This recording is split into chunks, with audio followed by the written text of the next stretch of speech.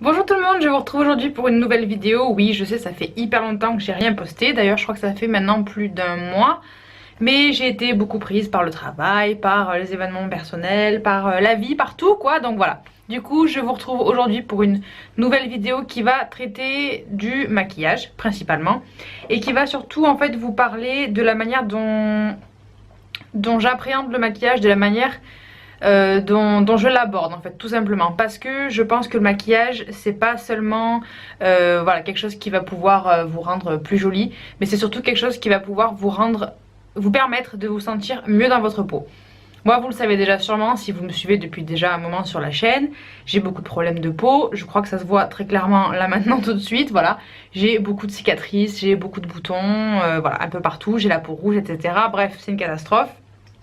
Et j'essaie par tous les moyens d'avoir une plus jolie peau, mais ça ne marche pas, il n'y a rien qui marche, donc ça m'énerve. Bref, c'est pas le sujet de la vidéo. Tout ça pour dire que pour moi le maquillage c'est vraiment un moyen de pouvoir camoufler toutes ces imperfections et de me donner confiance en moi. Je pense qu'il y a beaucoup de personnes qui font l'amalgame entre maquillage et superficialité. Et maquillage et juste bien-être en fait, le bien-être, le plaisir de prendre soin de soi, de prendre soin de sa peau, d'être jolie, d'être présentable et agréable à regarder. Je pense que c'est vraiment important et je sais que personnellement j'ai pas du tout la même assurance en moi-même quand je suis maquillée et quand je ne le suis pas. Bref, voilà, cette intro était super longue. Tout ça pour vous dire qu'aujourd'hui je vais faire du coup l'espèce de vidéo de Power of Makeup. Vraiment juste maquiller la moitié de mon visage pour que vous puissiez vraiment vous rendre compte de l'influence que le maquillage peut avoir sur la peau et sur le rendu final d'un maquillage. Alors dans un premier temps, ce que je vais faire, c'est que je vais commencer par appliquer un petit correcteur de rougeur. Je vais utiliser une crème de camouflage de chez Make Up For Ever avec un petit pinceau à anti-cerne. Et je vais bien l'appliquer en fait très légèrement juste sur les petites rougeurs. Voilà, c'est pas vraiment des boutons mais c'est soit des cicatrices, soit des petites crevasses, etc. Mais qui sont chez moi toujours rouges, donc voilà. Je vais appliquer ça très très légèrement. Je précise pas bien évidemment qu'avant ça, j'ai appliqué ma crème de jour, mon contour des yeux. Donc la crème de camouflage verte va vraiment venir vous aider à, comme son nom l'indique, camoufler les rougeurs. Les crèmes de camouflage orange sont faites pour camoufler toutes les parties un petit peu violacées et bleutées. Et ensuite il en existe d'autres couleurs et honnêtement je sais pas tellement à quoi elles servent parce que j'en ai pas l'utilité moi personnellement. Je vais venir appliquer mon fond de teint. Donc en ce moment, et d'ailleurs depuis un très long moment en fait, j'utilise le 1, 2, 3 Perfect de chez Bourjois. C'est vraiment mon fond de teint préféré. Et je l'ai en teinte, laissez-moi regarder, en teinte 52 couleur vanille. Et je vais l'appliquer avec un pinceau duo fibre de chez Nocibé, que j'apprécie tout particulièrement depuis que je l'ai acheté et que je l'ai testé. Je suis un peu dégoûtée parce que dernièrement... mon pinceau à fond de teint préféré de chez Real Techniques. Oh, j'en ai mis beaucoup trop, mince le réflexe. Donc mon pinceau à fond de teint préféré de chez Real Techniques s'est totalement désintégré au dernier lavage. J'étais en train de le laver et puis les poils ont décidé qu'ils avaient plus envie de tenir. Donc ils se sont carrément détachés de la férule et ils se sont barrés. Voilà, donc pinceau à fond de teint, poubelle. Et j'étais un peu dégoûtée, mais bon, du coup voilà, j'utilise celui-là en attendant de m'en racheter un autre. Donc mon fond de teint, moi je sais que j'aime avoir une couvrance importante. C'est vrai que j'en applique quand même en conséquence. Ça fait très très bizarre de maquiller qu'une seule partie de son visage. Donc vraiment pour obtenir la couvrance maximale, ce que je fais c'est que j'évite de venir étaler le produit. Juste en fait je fais des espèces de petites frictions avec mon pinceau en tapotant mais sans vraiment trop l'étaler, pour conserver la couvrance du produit. Voilà pour la première partie. Et donc si vraiment je sens qu'il y a des endroits où je vais avoir besoin de plus de couvrance, j'hésite pas à reprendre un petit peu de produit et à revenir travailler les parties du visage qui ont besoin de cette couvrance supplémentaire. Donc en règle générale chez moi c'est le menton, en tout cas le bas des joues puisque c'est là où j'ai très souvent des imperfections, et les joues en elles-mêmes, puisque de ce côté-ci j'ai que des cicatrices et de ce côté-ci j'ai que des boutons. Voilà. Merci Dame Nature. Voilà, donc je pense que vous pouvez déjà quand même commencer à voir un petit peu la différence entre la partie qui est maquillée avec le fond de teint seulement et la partie qui n'est absolument pas maquillée. On va continuer le maquillage avec cette fois-ci de l'anti-cerne. Donc je vais utiliser, je pense, celui-ci, le Pro Longwear de chez MAC en teinte NC20. Et je vais venir l'appliquer avec un petit pinceau à anti-cerne de chez Zoeva. Donc je place mon produit là où j'ai besoin de l'appliquer. Et ensuite je viens le travailler.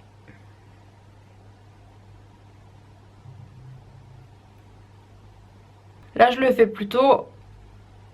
Ah merde, c'est vrai que là il faut pas me maquiller. Bon, c'est pas grave. Je le fais plutôt grossièrement parce qu'en fait après je vais reprendre mon pinceau à fond de teint. Et je vais venir retravailler les démarcations en fait.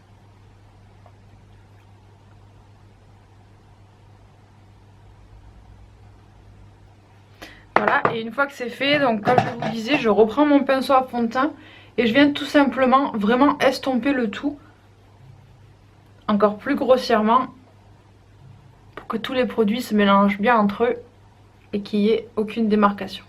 Donc voilà ce que ça donne pour l'instant.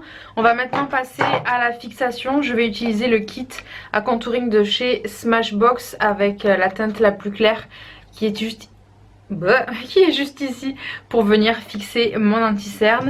Pour ça je vais utiliser un petit pinceau à poudre de chez ELF que j'aime vraiment beaucoup et qui coûte une misère.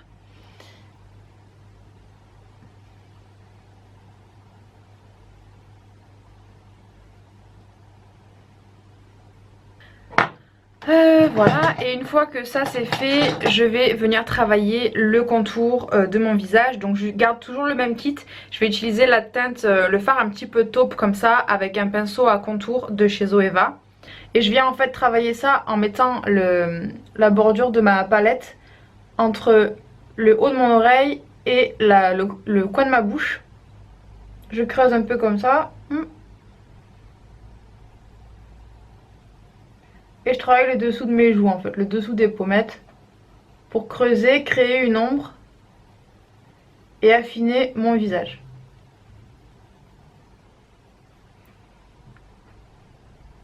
Voilà. Après je fais pareil légèrement sur le haut de mes tempes. Et très légèrement sur mon nez. Quand ça c'est fait, je passe maintenant au bronzer. J'utilise le Hoola de chez Benefit avec un gros pinceau poudre de chez Nocibé.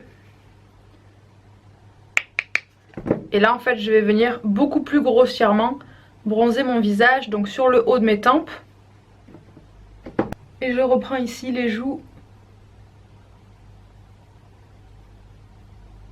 Ça me permet à la fois d'estomper mon contour et de me donner un effet un petit peu plus bronzé. Avec le même bronzer de chez Benefit, je prends un pinceau estompeur, je prélève un peu de matière et je viens creuser ma paupière. Donner un effet un peu plus 3 dimensions. Sinon ça fait un peu plat. On va maintenant passer aux sourcils. Pour ça je vais utiliser le crayon à sourcils de Smashbox. C'est un crayon que j'aime vraiment beaucoup et qui ressemble énormément au Brow Wiz de chez Anastasia Beverly Hills. Moi je l'ai en teinte dark brunette. Donc je les brosse un petit peu pour les remettre en place. Et je vais venir les travailler. Une glace.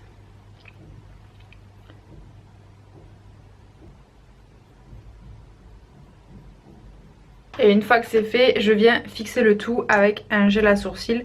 Là j'utilise le Brow This Way de Rimmel. Et j'en passe juste un petit coup histoire de les fixer et de les garder en place toute la journée. On va passer au blush. Je vais utiliser le blush Hot Mama de chez The Balm avec un pinceau blush de chez Real Techniques. Je prélève de la matière, je souris et c'est parti. On en met sur les pommettes. Et ensuite je vais venir appliquer un petit peu d'highlighter. Là j'utilise le Marie Luminizer de The Balm aussi avec un pinceau qui normalement est un pinceau à blush de chez Sephora mais que moi j'utilise pour l'highlighter. J'en prends vraiment très peu parce que lui pour le coup il est vraiment pigmenté. Et je le place juste au-dessus de l'os de mes joues. J'en mets légèrement. La différence est quand même frappante. Bon, c'est pas encore fini. On va terminer, il reste plus qu'une seule chose à mettre, ça va être le mascara. Donc je vais utiliser mon recourbe-cils et le roller lash de Benefit.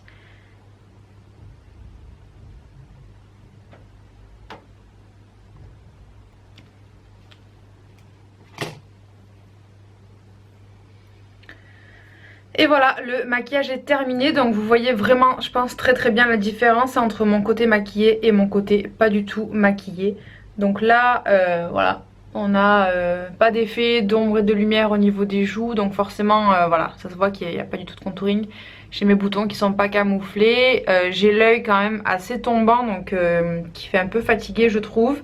Alors que de ce côté-là, on a vraiment un teint qui est frais, qui reste quand même relativement naturel. Mes joues sont un peu creusées, j'ai un effet vraiment bonne mine avec le blush et l'enlumineur par dessus, les sourcils qui sont un peu mieux redéfinis, les cils qui me permettent d'éveiller le regard et d'avoir quelque chose de beaucoup plus rehaussé en fait. Et voilà, donc c'est quelque chose de très simple au final, c'est ce que je fais vraiment tous les matins. Mais personnellement je sais que c'est vraiment le maquillage qui va me donner confiance en moi et dans lequel je vais me sentir bien. Donc voilà, je sais que honnêtement je pourrais pas me passer de ce genre d'artifice parce que je suis pas du tout à l'aise avec ma peau et avec mon visage. Donc j'ai vraiment besoin de ça pour me sentir bien et me sentir vraiment moi-même en fait. Donc voilà, cette vidéo est terminée, j'espère que ça vous aura plu, j'espère que ça vous aura permis de bien vous rendre compte à quel point tout ça c'est voilà, très personnel en fin de compte, et à quel point ça peut être changeant d'une personnalité à une autre. Chacun a ses petits soucis et chacun les règle de la manière dont il peut. Bref, voilà, donc si cette vidéo vous a plu, n'hésitez pas à mettre un pouce vers le haut et si ce n'est pas encore fait, à vous abonner à ma chaîne. Toutes les infos seront sous la vidéo en barre d'infos. Et vous pouvez également me suivre si vous le souhaitez sur Snapchat et sur Instagram. C'est là que je suis en général la plus active. Facebook pas tellement, mais Snapchat et Instagram ça marche plutôt pas mal. Donc je vous invite vivement à me rejoindre là-bas. Je vous fais des très gros bisous et je vous dis à bientôt pour une nouvelle vidéo. Je dis pas à très bientôt parce que je sais pas quand est-ce que je vais refilmer, mais en tout cas je vous dis à bientôt pour une nouvelle vidéo. Bye!